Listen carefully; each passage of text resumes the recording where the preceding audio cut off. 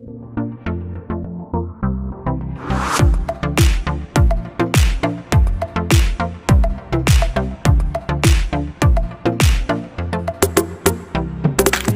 again, it's a joy to be in the presence of the Lord and being the first Sunday of this month of October. We're going to rejoice in the Lord and say thank you for taking care of us all these months of this year. And also, we're going to remember the Lord who sacrificed his life on the cross, and we're going to also meditate on his word, and we are going to look into the Lord in prayer now. Heavenly Father, we thank you once again for this time, Lord. Thank you for this new day which you have given to us. We pray that, God, that you would be glorified, let your name be glorified, Lord, in our lives, oh Father. We once again ask for your cleansing in our lives, Lord. Pray to, Lord, cleanse our body, soul, and spirit, oh Father. We pray that, God, that you be the one who would do great things in our lives, oh Father. We give you glory, Lord. Hallelujah, hallelujah, hallelujah. We commit all of the whole service, Lord, in your hands. In the name of the Lord Jesus Christ, we ask and pray.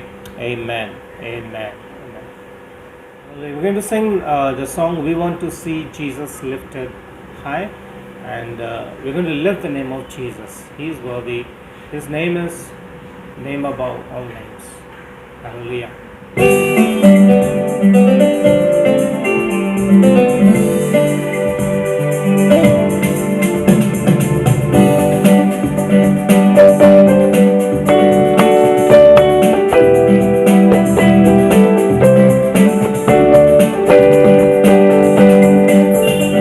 We wanna see Jesus lifted high, and then the skies across the land, and all the night see the truth and know He is the way to heaven.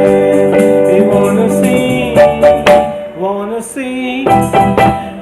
see Jesus lifted high. Wanna see Jesus lifted high.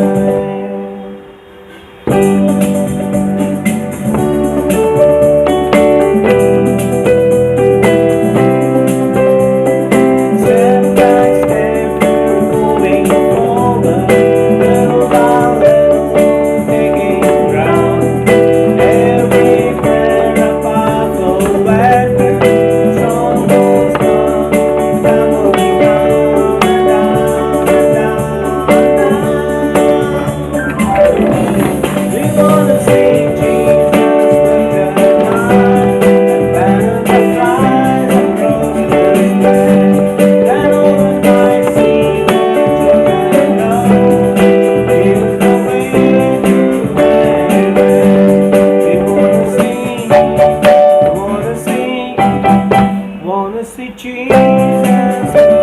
high. Wanna see Jesus lifted high.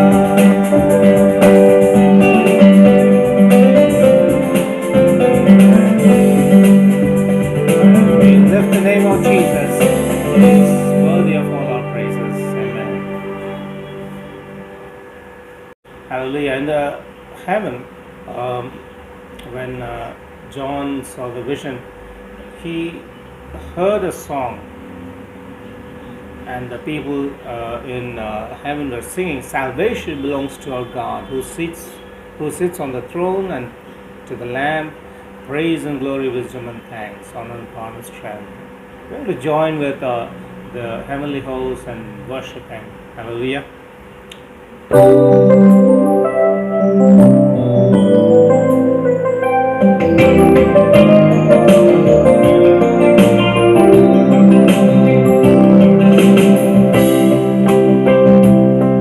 Salvation belongs to our God, who sits upon the throne. Unto the Lamb be praise and glory, blessed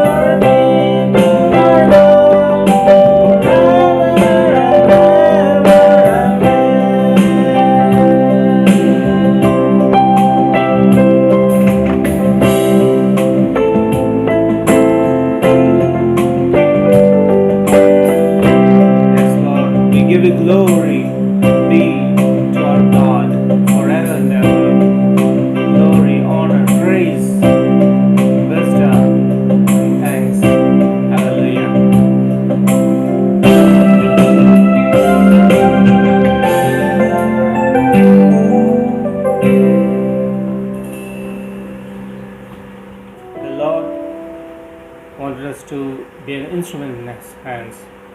As the songwriter says, Lord, make me an instrument of worship. I lift up my hands in Your name. Hallelujah.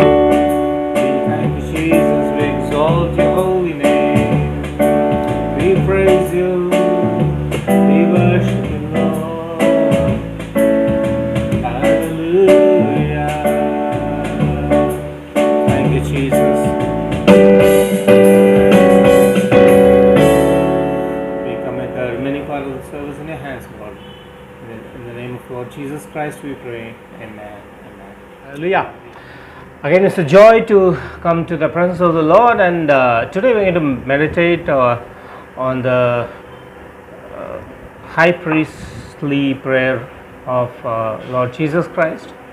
And one of the things which we learn from Jesus' prayer life, prayer dominated the life of Jesus. Even before he was betrayed by Judas Iscariot, Jesus was in the Garden of Gethsemane and he was praying. And today the prayer which we are going to meditate was recorded by John when Jesus prayed after the communion and just before he went to the Garden of Gethsemane. So you're going to pray and then ask God to speak into our hearts.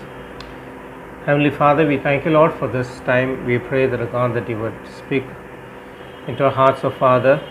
Open our understanding and help us, O Lord, to learn from you, God. In the name of Lord Jesus Christ, we pray. Amen. Amen. Hallelujah. In the Bible, the prayers, more than preaching, prayers are recorded in many places, and most of the people who really were called as men of God were prayer warriors.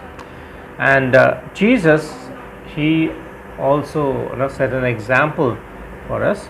Being Son of God, he could have just said, oh, why should I pray? I know everything. But he became an example for every one of us. So we're going to see from John chapter 17, full chapter we're going to see, and this chapter has been classified into three parts, and the first part is Jesus prays for himself, and the second part is Jesus prays for his disciples, and the third part is Jesus prays for all the believers. So one by one we are going to see, and starting from verse 1. Jesus spoke these words, lifted up his eyes to heaven and said, Father, the hour has come. Glorify your Son, that your Son also may glorify you.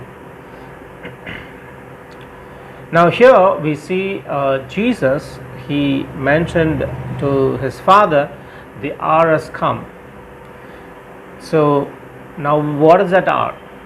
In this world we have many standard time, like Indian Standard Time, Greenwich Mean Time. We have different time zones. If you take India, it has only one time zone, but if you take US, it has 3 or 4 time zones, and we see people accordingly they plan the day. So here we see that Jesus also had some kind of standard time. So what I would call that as HST, Heavenly Standard Time. Hallelujah. So this time, this standard time is the time according to which the Father in heaven will want his Son Jesus to manage or do the work accordingly. So not only here, even in John chapter 2, when Jesus just before starting doing the first miracle, he said, my hour is not yet come, so he always made sure that he was perfect in his timing.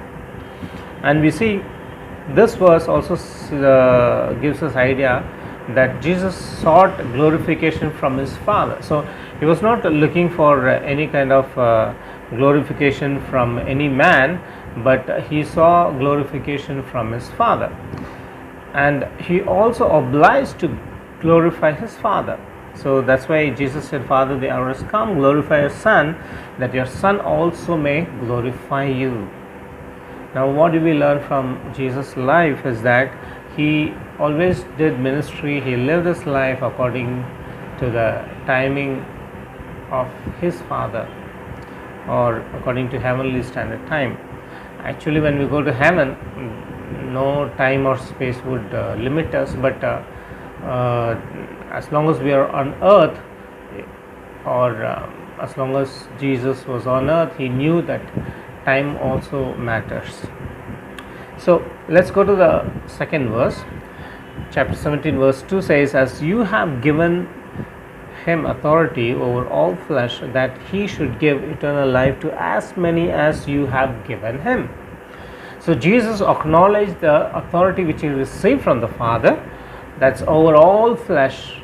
So he was given by the Father the all authority, and that's why in Matthew chapter 28 verses 18 and 19 we read, all authority is given to me.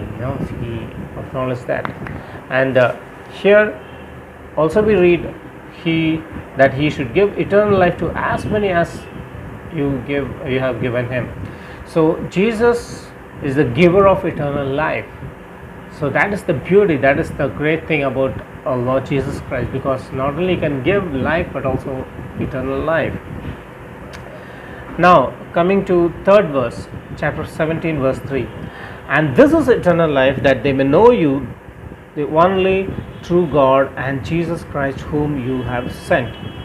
So now if I need to make an equation, it can be like this: eternal life is equal to knowing the Father and the Son, and you know, that the only true God and Jesus Christ whom you have sent.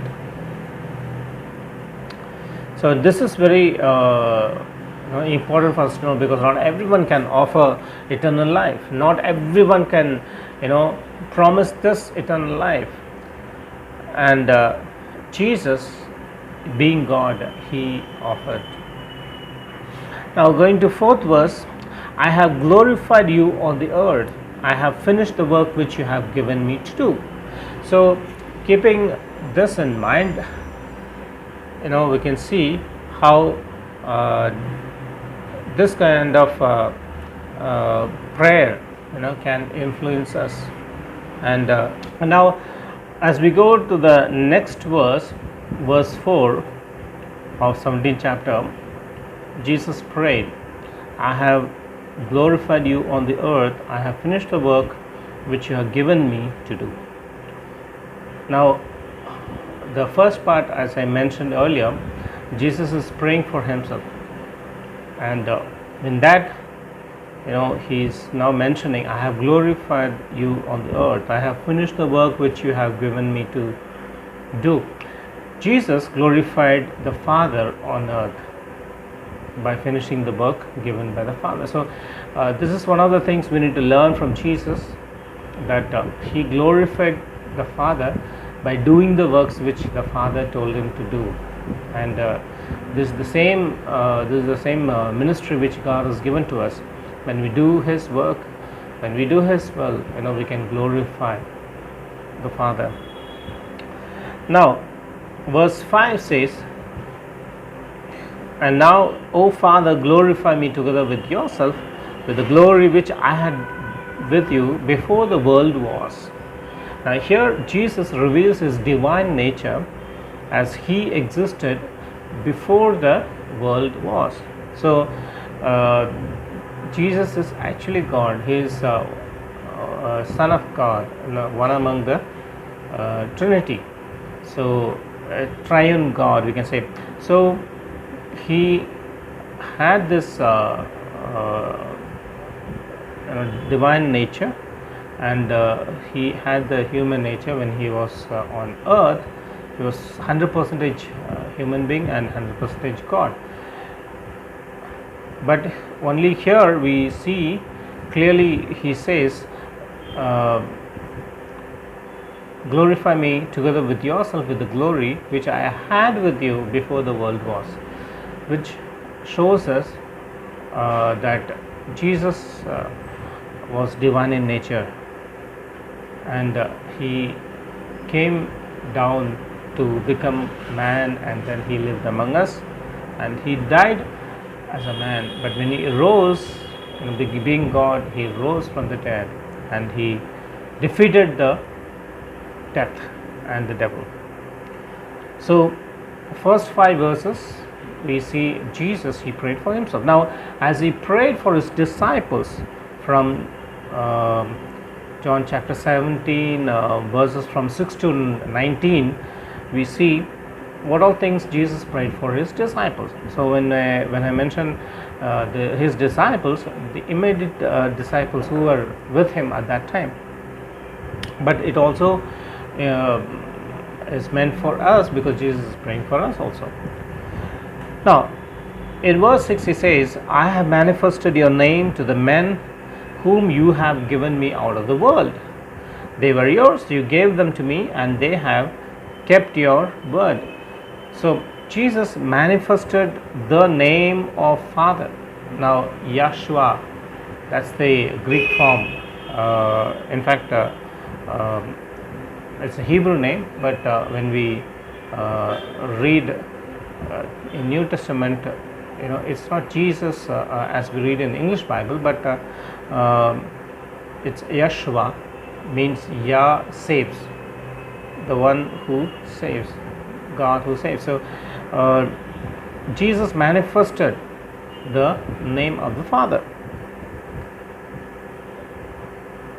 Jesus acknowledges that His disciples actually belong to the Father. So here is another thing which we need to learn from Jesus, that the church, yes, it belongs to God, No, at the same time, Jesus acknowledges that his disciples actually belong to the Father. So it is the Father who gave him the disciples, and his disciples kept the Father's word. How do they keep Father's word? By obeying what Jesus said.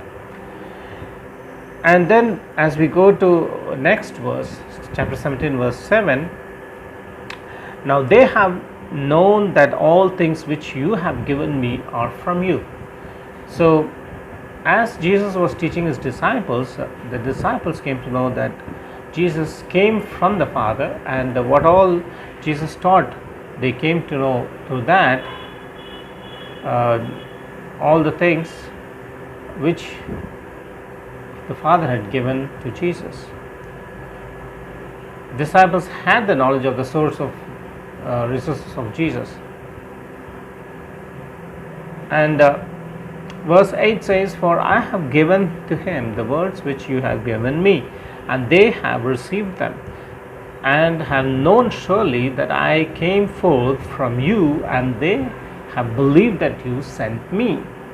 So here we understand the disciples of Jesus, they received Jesus' words, they knew and believed that Jesus came as sent from the Father. So this is where the understanding should be, because Jesus came from the Father.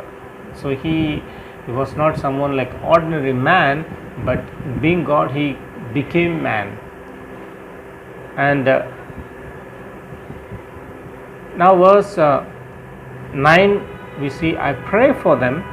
So Jesus prayed for his disciples. "I do not pray for the world, but for those whom you have given me, for they are yours." So this is what we read. Very often Jesus mentioned that everything comes from the Father. The authority, even the disciples. So Jesus prayed for the disciples given by his Father. And verse 10 we read, "And all mine are yours, and yours are mine, and I am glorified in them." So Jesus wanted to take up the ownership. He wanted to take up the ownership, and that's why he says, "And all mine are yours, and yours are mine, and I am glorified in them." So whatever God gives us, we need to take up the ownership.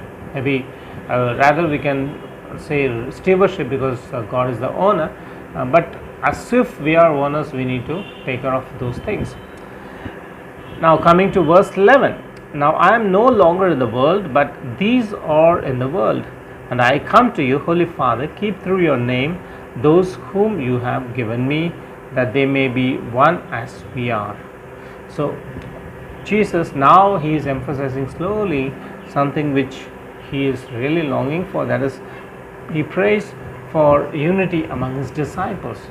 Now when you read the gospel books, we see that disciples were more concerned about who will be the greatest, especially when Jesus was talking about his death, crucifixion. All what these disciples were thinking is who will become the leader, who will sit near to him in the kingdom. So that was a great worry for the disciples. But Jesus prayed for the disciples, and he said, in order to take up the ownership, in other words, to pass on the ministry, whatever Jesus was doing, to the next generation. Now verse 11 says, he prayed for the unity among his disciples. And verse 12, "While I was with them in the world, I kept them in your name." Those whom you gave me, I have kept. None of them is lost except the son of perdition, like the scripture might be fulfilled. So Jesus kept his disciples in the Father's name, reveals that one of the disciples will be the son of perdition, as prophesied in the Old Testament, and it got fulfilled when Judas Iscariot betrayed Jesus. Going to verse 13, "But now I come to you, and these things I speak in the world, that they may have my joy fulfilled in themselves. Now, listening to Jesus is a great joy to his disciples. It was, and it was. It's also something encouraging for us if we wait upon the Lord. And verse 14 says, "I have given them your word, and the word has hated them because they are not of the world." Now, just as I am not of the world, so here Jesus wants to make sure that he is from heaven, and those who want to go to heaven should also behave like those people who as if they don't belong to this earth. So Jesus gives a hint to his disciples of what would happen to them being his disciples. Now, verse 15, "I do not pray that you should take them out of the world, but that you should keep them from the evil one." Jesus gives hint to his disciples of what would happen to them being his disciples. Now imagine, people will hate unnecessarily, but at the same time Jesus also would encourage us, just as I am not owned. So similarly, God wanted to encourage others. Jesus gives this idea, how to encourage others. Now verse 15 says, "I do not pray that you should take them out of the world, but that you should keep them from the evil one." So it's easy to decide to go out of the world, but it's very difficult to go actually. So we need to pray for those people who are trying to end their lives, and we need to pray that the evil will not take advantage of them. So we need to pray for general protection of his disciples from the evil one, and we need to also keep in mind in verse 16, "They are not of the world, just as I am not of the world." Jesus mentioned the standard of spiritual warfare.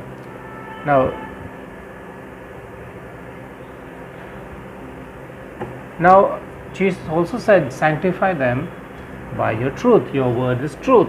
So here another equation comes: word is equal to truth, and truth is equal to sanctification. "As you sent me into the world, I also sent them into the world." Ministry baton was passed on to the next generation. Now this is very important for us to see the church growth and many people coming to Christ. Now verse 19, this is the second portion we are seeing. So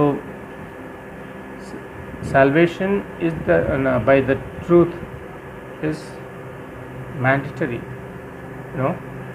and as we come to the third part, that is Jesus praying for all believers, chapter 17 verses 20 to 26, we see verse 26 says, "I do not pray for these alone, but also for those who believe in me through the word."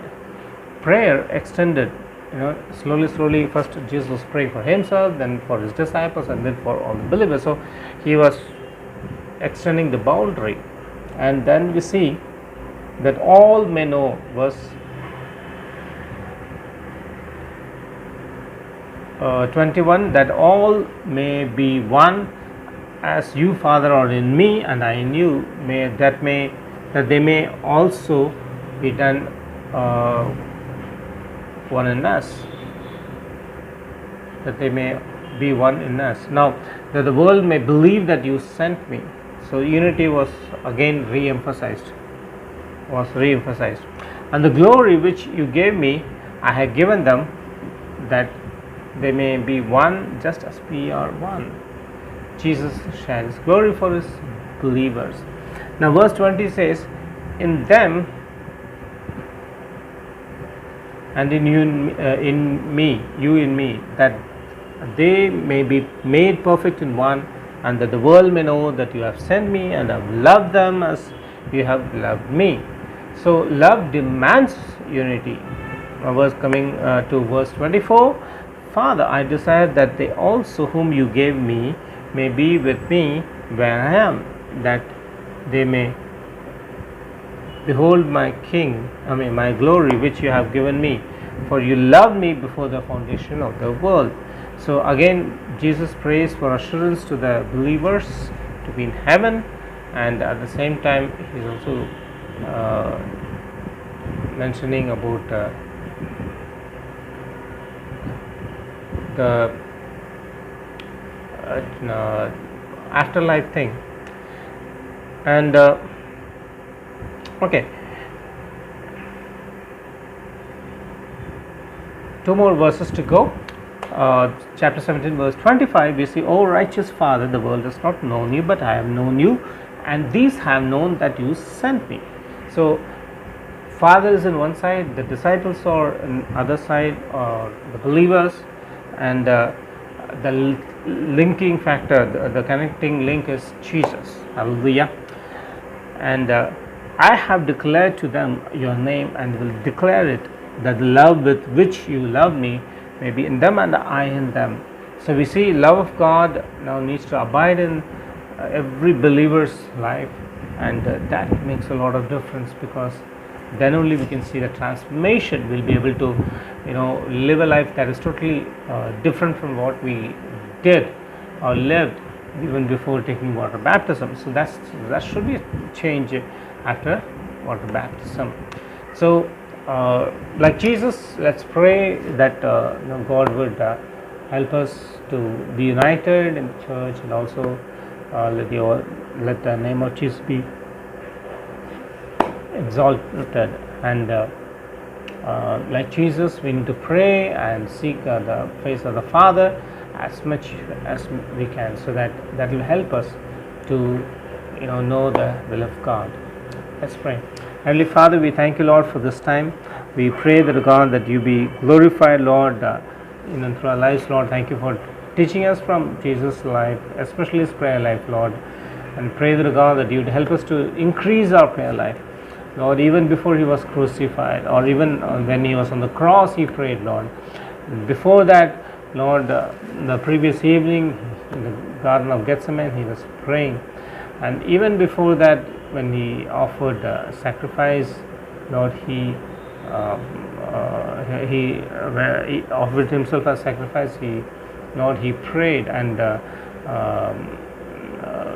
even before offering communion, he prayed, Lord. And we can see many places, even when he chose his disciples, whole night he was praying, and then he decided in the morning. So pray that, God, that you would help us to have this attitude of prayer every time, and help us to seek your face and know your will.